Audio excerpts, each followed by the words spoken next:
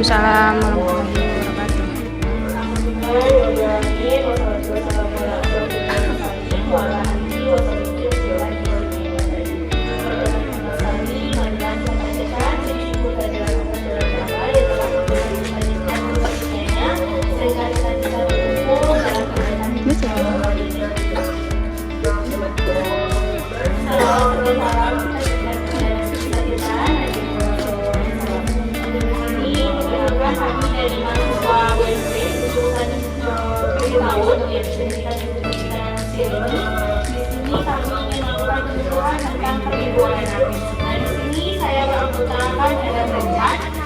yaitu saya sendiri sebagai Tasya sebagai moderator, ada Naila Amelia sebagai pemateri, ada Putri Juandari sebagai operator, dan yang Pemilihan Bapak Ibu sebagai presentasi.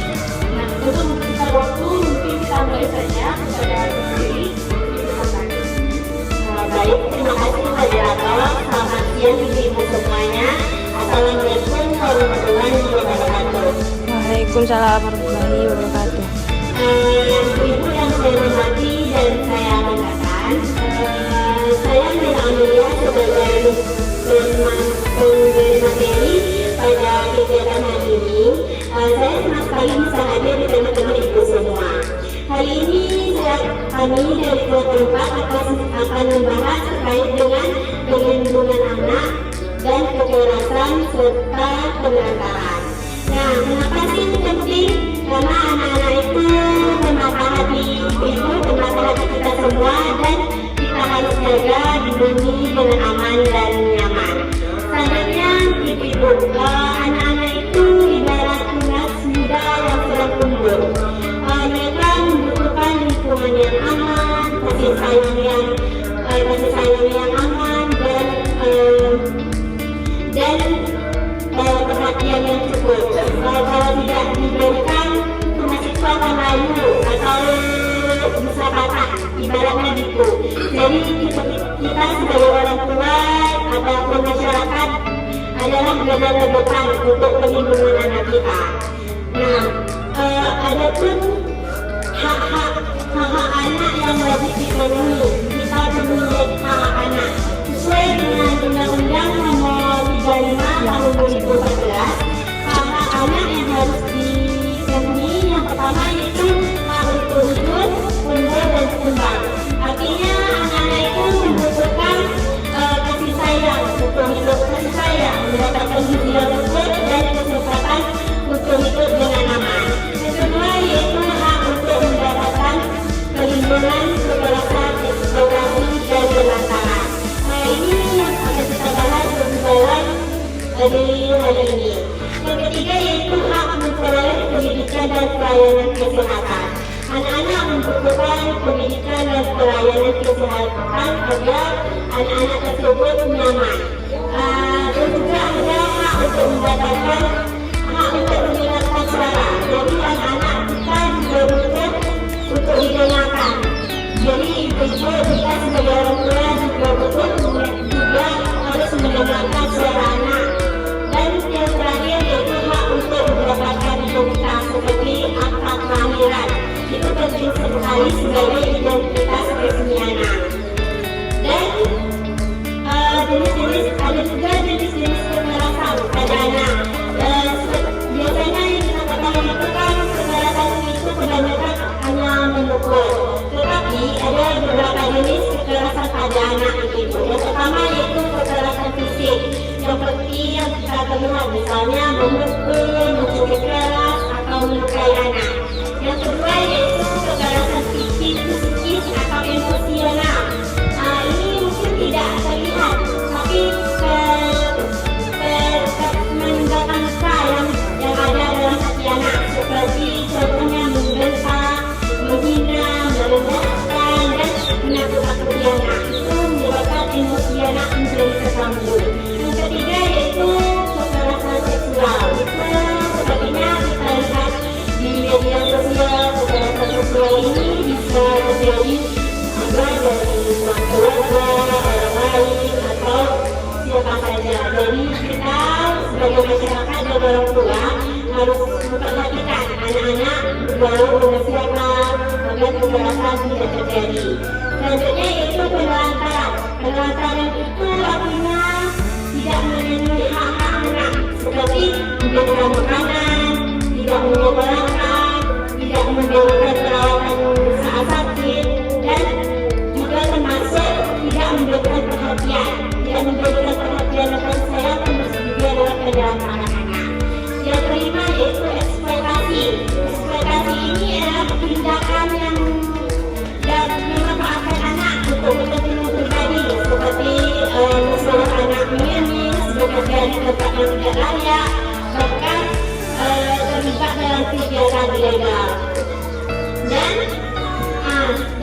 itu penting juga harus kita ketahui ciri-ciri anak yang mengalami korban kekerasan atau penelantaran. Yang pertama itu anak tampak ketakutan, murung, atau menarik diri. Misalnya anak itu dari yang ceria menjadi diam, atau menjadi diam, atau tidak bersosialisasi seperti biasa.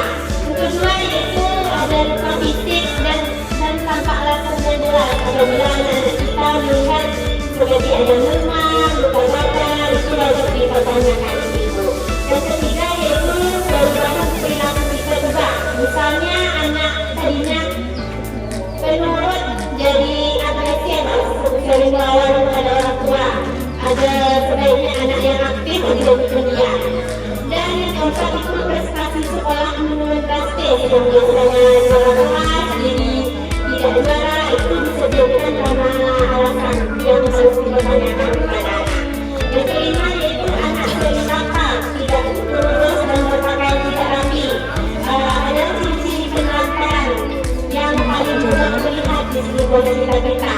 Jika kita melihat seperti itu, kita harus tahu dan bertanya kenapa dia tidak ditelantarkan seperti itu. Nah, selanjutnya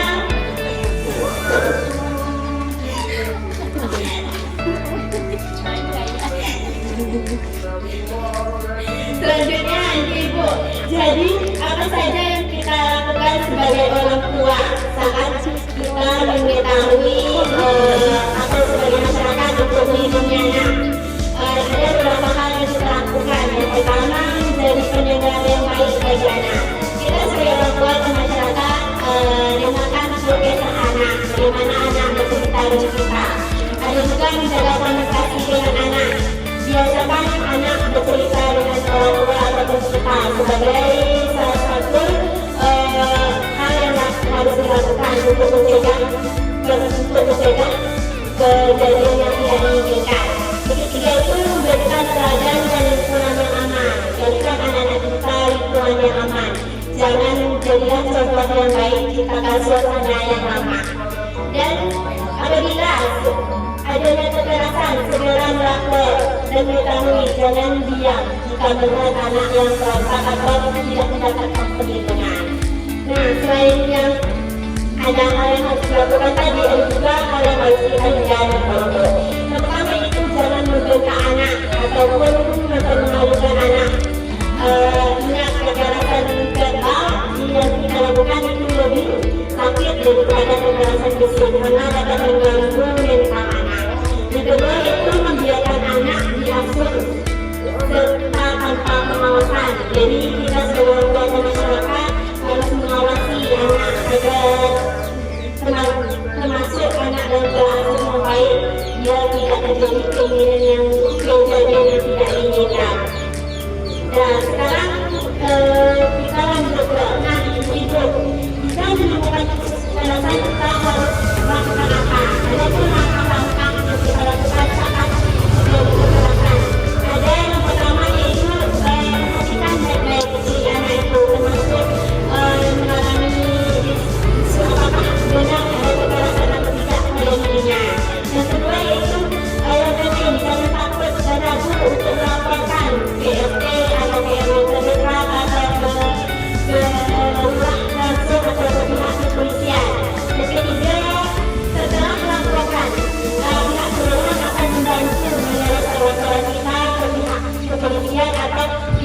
Lembaga Perlindungan Anak atau PPA. Jadi untuk kasus yang darurat itu memerlukan penanganan khusus akan segera dirujuk ke fasilitas kecamatan atau lembaga perlindungan anak. Nah, itu walaupun untuk kasus-kasus yang kembali untuk kasus perlindungan anak ini kita juga butuh bantuan dari organisasi. Di sini di masyarakat biasanya ada organisasi PADLR dan perlindungan anak berbasis masyarakat itu berada di tingkat kelurahan.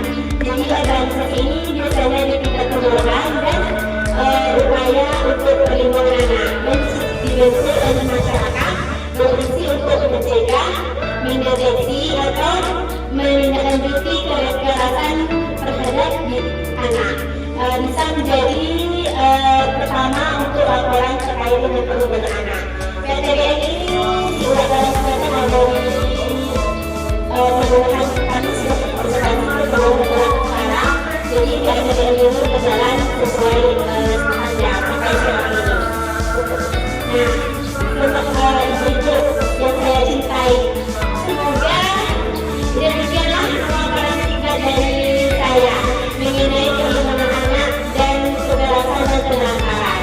Anak-anak adalah temukan terindah dan merupakan rumah kita. Jadi kita sebagai orang tua dan masyarakat harus bisa melindungi agar tidak terjadi kejadian yang tidak diinginkan. Seperti banyak kasus-kasus sekarang anak menjadi macam-macam kasus yang terjadi. Jadi kita sebagai masyarakat dan orang tua berharap untuk tidak terjadi di sekitar kita. Semoga apa yang saya sampaikan hari ini bermanfaat bagi kita semua dan semua yang di sini dan menjadi garda depan apabila terjadi kekerasan atau penelantaran atau kejadian yang buruk pada anak. Dan terima kasih atas perhatian ibu mendengarkan. Perlindungan anak bukan hanya tugas pemerintah, tapi tanggung jawab kita bersama. Edukasi orang tua dan kunci pencegahan kekerasan. Sekian dari saya. Kalau ada kata dan salah, kata atau bicara mohon dimaafkan. Karena ini saya masih belajar pertama kali, jadi mohon maaf atas kesalahan saya. Assalamualaikum warahmatullahi wabarakatuh.